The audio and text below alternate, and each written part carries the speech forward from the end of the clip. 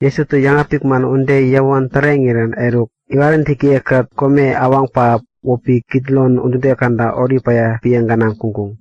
Yesu iwalin tiki ekat piya uken kantani mayap ipunan rekya kukunggo unita Judas. Yesu iwan kerit ken pewani unita ngonde nantongkuk. Yesu uken kaweb itak yang nantongkuk. Unte nantampang komi ama atukat momo ama ba parisi tongo wata ama atu yamanggur yang piya uken kungkung. Topan incing yang empang yapmangkang kandam boami ke kungkung. Tampakang iwan tuan ampang ira Yesu jinte ang imayang tangkuko uku nandawan tarewo pang ama ambot ambungo u dubiniken kumpanga yewe jampangkuk. Nita kana yang ampakang yawo yangkuk Yesu Nazaret nanek kana yang ampakang mangyak.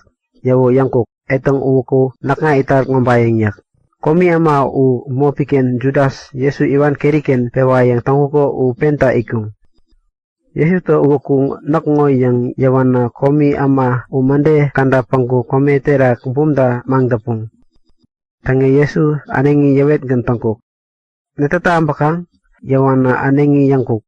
Yesu Nazaret nane kana yang ambakang mangyang yangkung. Yawu Yesu to anengi yawet gantangkuk. Etang u nakangombayang unita nak nebingit na yang pang atungo yang pakatawi ini kutiyak.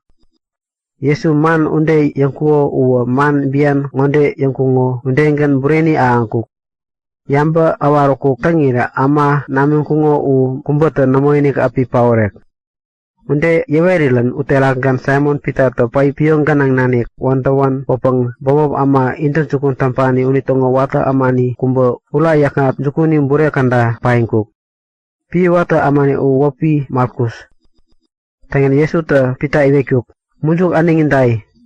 Ume komi nike nana te nama yang teyak ini kang nampa. Unde yawana komi ama tongo intan sukun ama kat komi amani emba kuntupiyo tongo wata ama te Yesu ingit pang keri pantatangkung.